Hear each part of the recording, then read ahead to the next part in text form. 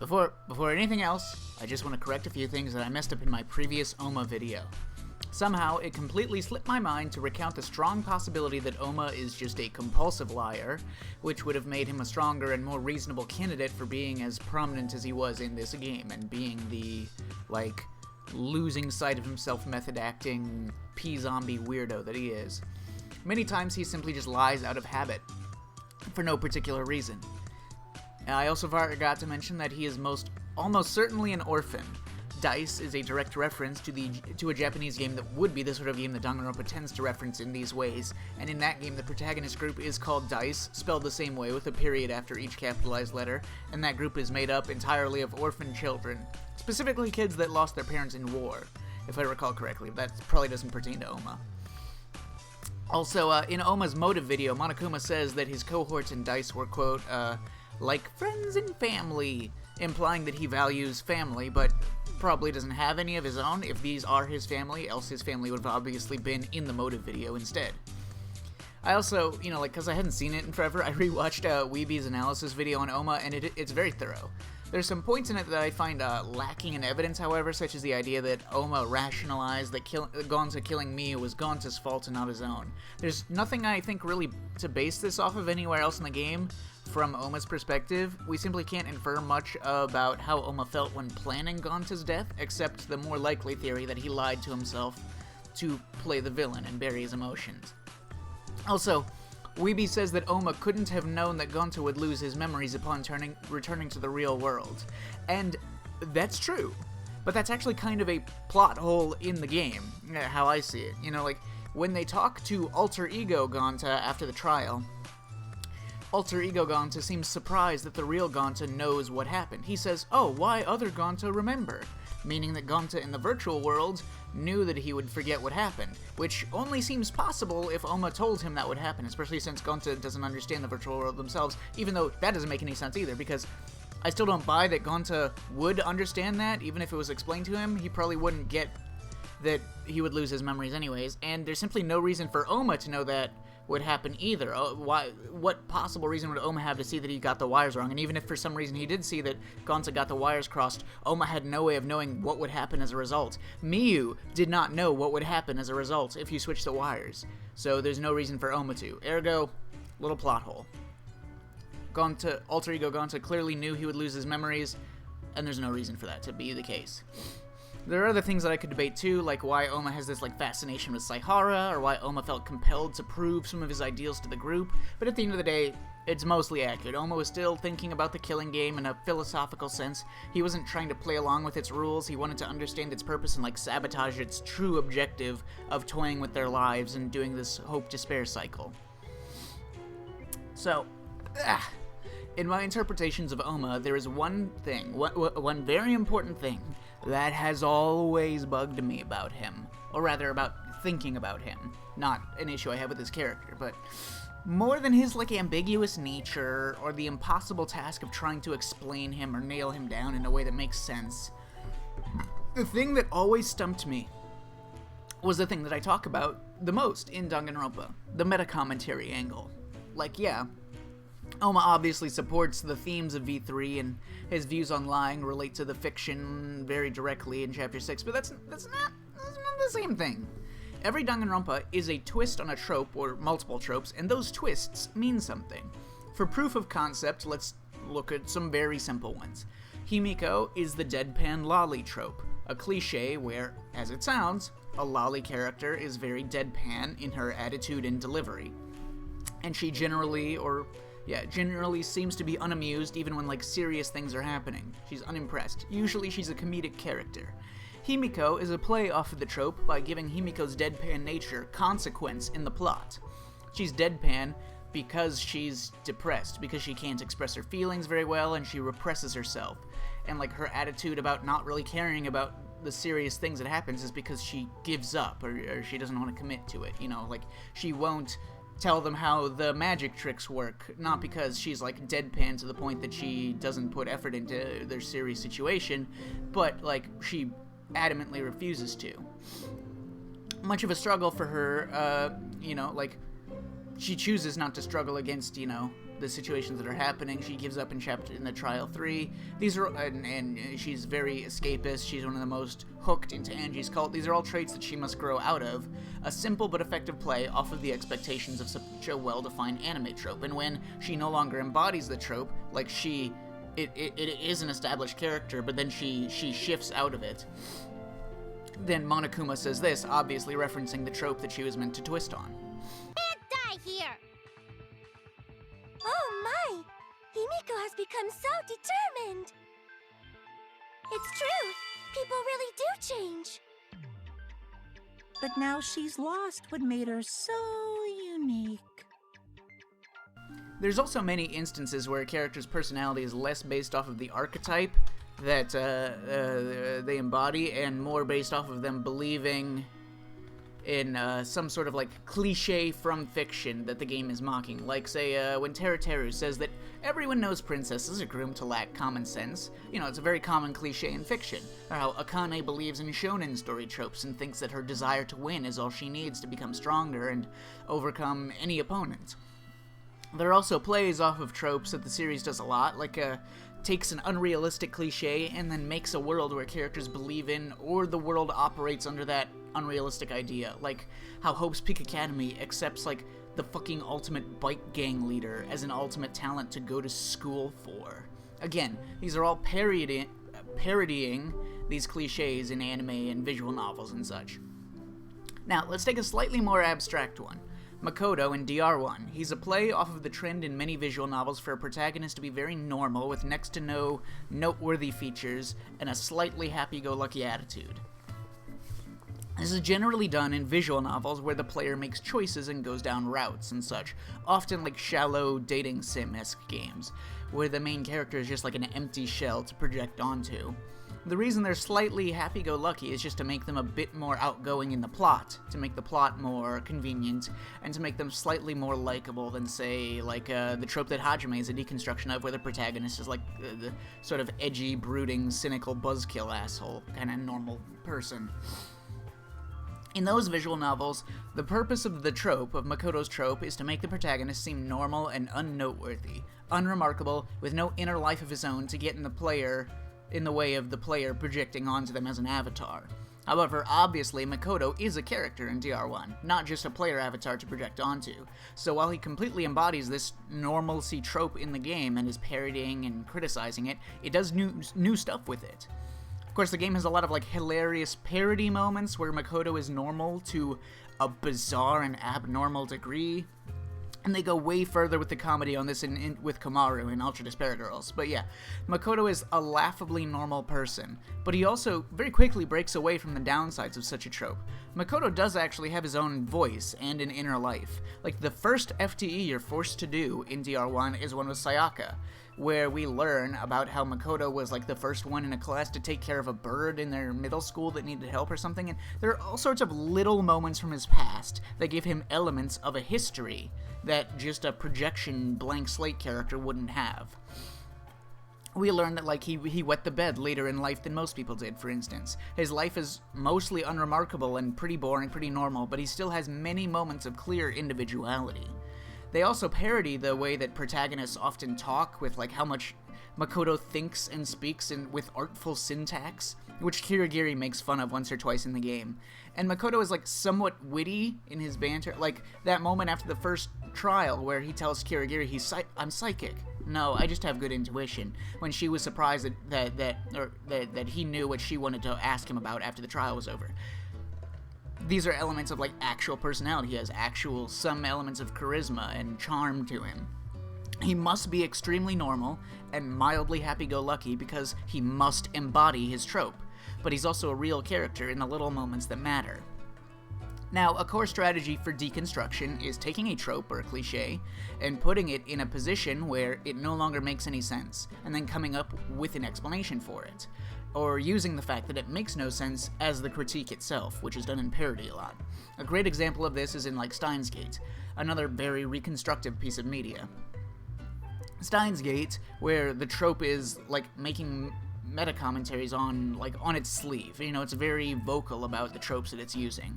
For the main character Okabe, he's a typical stereotypical chuuni trope. His personality and actions are all consistent with a very prominent and extreme generic copy and paste chuuni character. However, they make him far more human and believable than most chuuni characters, and fill in the gaps around the trope to make it better. They make a story go in a direction where the trope couldn't function if it was just a simple copy and paste of most chuunis. They force him to be this trope, and then they try to come up with a reason why he embodies all of these traits, and write the character around that. Now his character is about how he adopted these traits and this personality to entertain his autistic childhood friend, and how he uses it as a defense mechanism to fall back on when the stress of real life and the intense plot are putting a heavy mental strain on him, and so on. His chuuni behavior is given an entire character to it. They make a character by forcing him to be a cliché, then they figure out a way to make it believable without going against the trope. Makoto is the same way. It's the same style of deconstruction. Makoto, in all situations, must embody the happy-go-lucky protagonist trope, which is why he is the ultimate hope at the end. Even when it would be normal for a character to fall into despair, he doesn't, because that would go against his trope.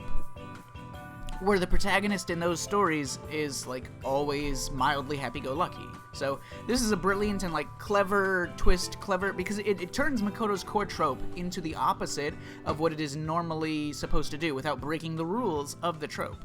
The happy-go-lucky protagonist in these shitty, trashy visual novels comes from, making a character totally unremarkable, having no identity. But in DR1, Makoto's happy-go-lucky protagonist trope is what makes him the hero, what makes him special from the other characters, what makes him the stronger character in the story. The most important examples for this video of deconstructions are Junko and Komaeda, since they are the characters who are the most abstract in their meta commentaries. I mentioned that sometimes you have these characters in these stories that they believe in fictional tropes, to the point where it shows that they're unrealistic and toxic and such, but Junko and Komaeda are the most extreme versions of that. Their characters, they both represent different ways in which a character in a story can act like they're a person viewing a story, which leads to their bizarre and inhuman worldviews. Junko finds the world boring because, if we take it metaphorically, she views the world and the people as characters, and she finds them boring because they're overdone tropes. They're tired. This is referenced a million times. Monokuma always talks about stale tropes or how things get overused and such. Junko is, in the first game at least, Junko is bored of the repetition of tropes in stories. Komaeda is the opposite. He loves stories. He loves stories where good triumphs over evil after a difficult journey up the cookie cutter hero's journey, whatever plot. Not the hero's journey, but you know what I mean. He wants bad things to happen because conflict is necessary to make his kind of story that he likes to see. Komaeda also refers to the others using a lot of storytelling language. The most prominent example is, he literally says that Hajime is a protagonist in his final video message, which is, the most clear version of how he views their reality as though it is, in fact, a fictional story.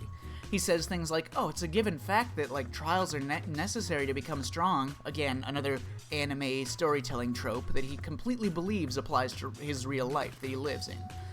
Komaeda is the most extreme example where he believes the tropes of storytelling so much, he just views real life as if it's fiction. He doesn't want what's best for other people, he wants them to make for a better story, to go through a tragedy and then grow an arc and shine even brighter at the end.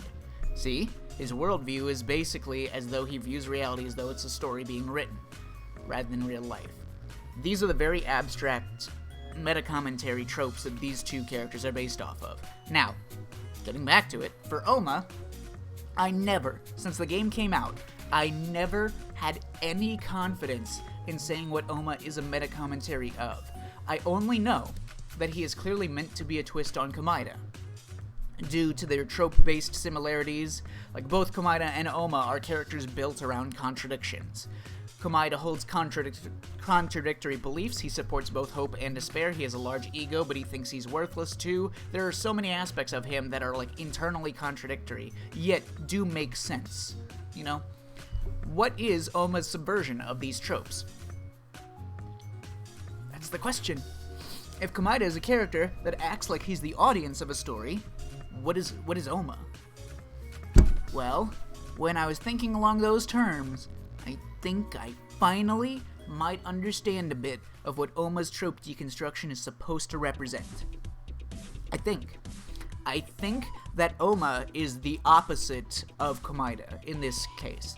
I think that Ouma is supposed to represent a person who behaves like a character, rather than a character who, like, when viewed like a human in their diegetic universe, in their in-universe shit, seems to have ascended and therefore it has an abstract way of thinking compared to the other humans in their plane of existence. I think Ouma's the opposite. Ouma is like a P-zombie, basically. A philosophical zombie. Ouma is on a lower plane of existence than his peers that surround him in their universe.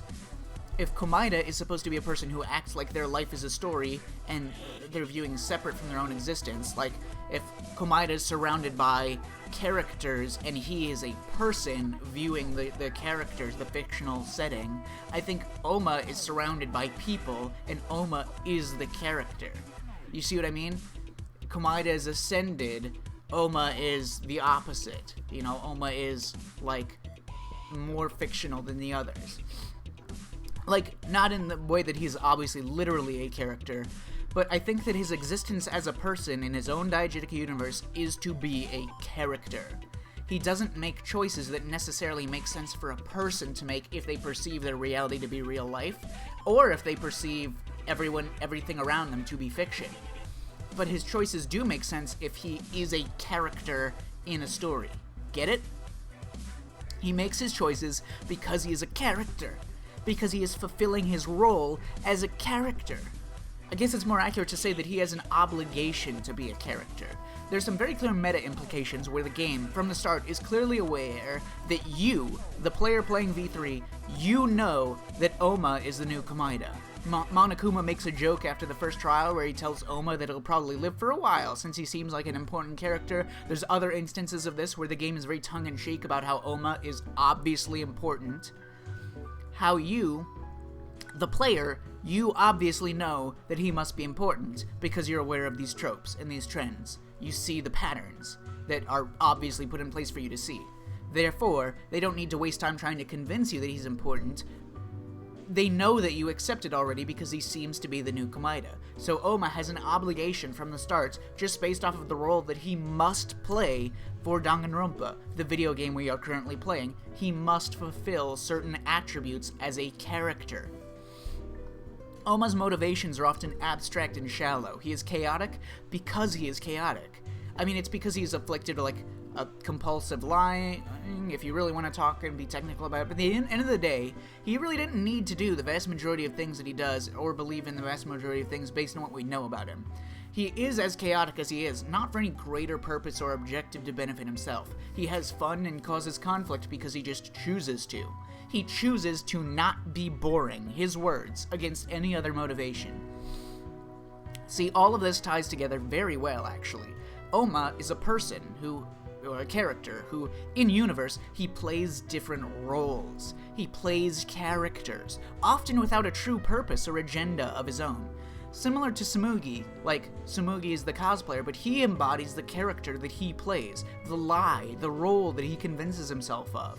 His dying words about how even though he's crazy and wild, at least he wasn't boring, these reflect his representation as a character. If Komaeda is a person surrounded by people, but Komaeda views them as characters, Ouma's the opposite. Ouma is surrounded by people, but Ouma is the character. Ouma is the character. He serves his role for the story because a character must serve a role for the story. He causes so much conflict and produces so much humor and fulfills the role of Komaeda's tropes and the antagonist tropes in Danganronpa because the meta-commentary being made is that a character must fulfill these roles for a story. This also ties back into the ending themes with serialization, how all of them are easy to replace, since the formula of Danganronpa can just be recycled endlessly with new characters to fulfill these roles. Ouma is one of those replaceable characters. He is the antagonist because there must be an antagonistic rival in Danganronpa, and he is a character who fulfills that role. He could have been anything. He's a lying character that just embodies whatever he believes. He could have fulfilled any role and served any purpose. Even his plans to try to stop the killing game did not require him to be this antagonistic person or fulfill this personality trait or anything like that. He is antagonistic just arbitrarily because he's decided to. If he didn't do it, some other character would have had to have been written to fulfill that role, regardless of if it makes sense for them as a person. See? Ouma's meta commentary is that against any of his needs as a human being, he is a character in a plot. Remember that everything Ouma did in the story was by design. Tsumugi wrote him to be a character. He does the things he does because some character in the story must serve his role, opposite to Komaeda, who wants to see the other characters around him serve interesting roles and be interesting characters and show him a great story of challenge and triumph. Instead, Ouma is the character who plays his role for the story to be interesting for, I guess, the audience, which is the ultimate irony, but we'll get to that. Komaeda wants to see characters make an interesting story by fulfilling these kinds of roles. Ouma is the character who will fulfill a story and make it interesting, because hey, at least he isn't boring, right? In Trial 6, there's a clear separation put in place between the role of a character and the desires of a person. Saihara clearly puts his foot down and states that they, Saihara and the rest of the survivors, as people, they want to survive, and it's the people like the audience that want them to be entertaining characters. He's not going to play along with something that will just be characters for the people to watch. Saihara's solution to this is to be the opposite of Ouma, the opposite of a character in a story, right? Ouma embodies that he is not boring. Saihara chooses to be boring. He literally says that. He doesn't participate, he doesn't play, he will bore the audience because he doesn't want to be a character meant to be entertaining, meant to serve a role in a story. He's a person who wants to live happy and free. That's the opposite of Ouma. This is the true, tragedy of Ouma Kokichi. More than anyone else, he was a slave to his role as a character in a plot that made to make it more exciting. The opposite of what he even wanted. He wanted to spite the killing game itself and spite the shits that were enjoying watching them, but in doing so, he became the catalyst that drove a ton of the plot of this story. And he drove a lot of the plot and the conflict and the excitement that the audience ended up watching. His desire to not be a toy for the amusement of the audience was part of his construct, written as a toy for their amusement. But if there is a story, then someone has to be a character. Someone has to make things interesting. Someone has to cause conflict. Someone has to be enjoyable to watch. This is a character's purpose in existing. Ouma was the only one in the group that could have never made it to the end, under any circumstances, because while everyone around him was a person that could perceive their own existence, he was not. He had no truth to himself. He was a shell, made to be puppeted by whatever beliefs he inhabited at the time. He's a representation of the idea that regardless of the reasons given, or the excuses given, or anything, a story needs a character in it to serve their role. Danganronpa needs a rival, and so someone will be that rival because it must be done. This is very in line with other Danganronpa trope breakdowns in V3, as well as the overarching commentary and serialization, and how a series becomes repetitive and loses its creative edge, and just repeats and recycles tropes. Danganronpa started as a series about taking old repetitive tropes and making something new with them, but in V3, the 53rd game in the series, it just became a hollow shell of itself. It turned into what it was meant to criticize, meant to improve upon. Now, Danganronpa is just a recycled series that keeps injecting fan service and callbacks to the glory days of the franchise.